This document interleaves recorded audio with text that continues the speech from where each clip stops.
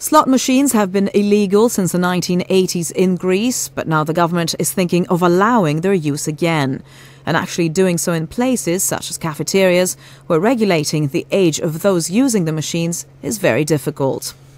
The Hellenic Center for Psychiatric and Intercultural Care has voiced strong concern about this possible development, saying that it could increase gambling addiction.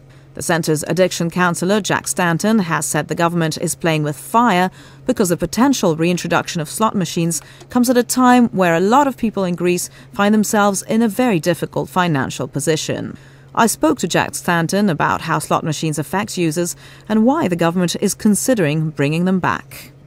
From what I understand, each slot machine is going to be given to the persons that are asking for 10,000 euros per machine. So 50,000 machines that they are proposing is going to come up to €500 million.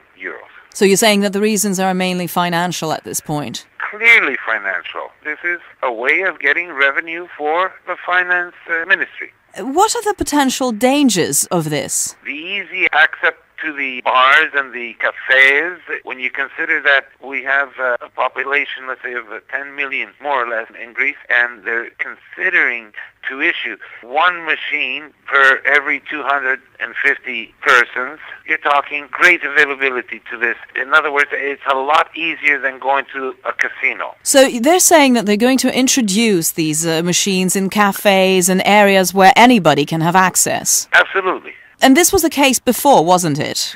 This was the case before, and during the time of Prime Minister Samitis, he had realized that this was something very dangerous to do. So he put the law, and they cancelled all these machines and all the licenses. And in your experience, what did that show? Did it lower the numbers of people addicted to gambling? Yes, it does. Look, it's not the same thing if you go to a casino where there's a control. You have to be 23 years of age.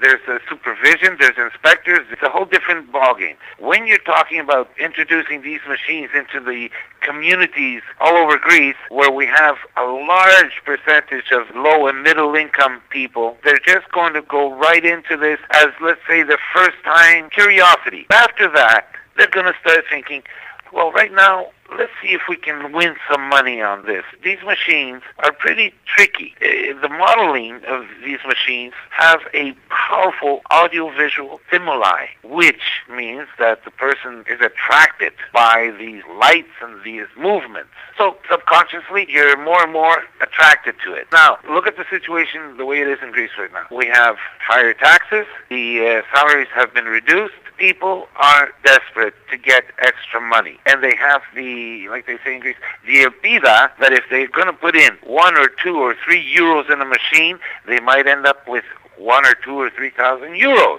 So it comes at a time that people are particularly vulnerable.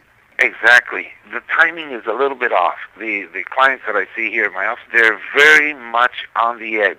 Games of chance give you a false idea. You believe that you're going to win. So in the Greek case, you're worried that we are playing with fire. Well, I'll tell you why, because I know that there's a lot of these lottery stores all over where they have strict laws. You have to be 18 and over to buy lottery. I haven't seen this law really respected. I've seen kids, 10, 12, 13, 14, go in and buy lotteries. So in the case of the slot machines, this will be very hard to regulate. Exactly. I believe it's going to be very hard to regulate. In Quebec, in Canada, the government, they have these machines in several places. But at the same time, they've given $25 million for the fight against excessive gambling. The Ministry of Health has given $25 million for the curing of these gamblers, these addicted gamblers. So it goes to say that we're creating a whole new type of problem that we don't need today. And that was the addiction counsellor Jack Stanton from the Hellenic Center for Psychiatric and Intercultural Care.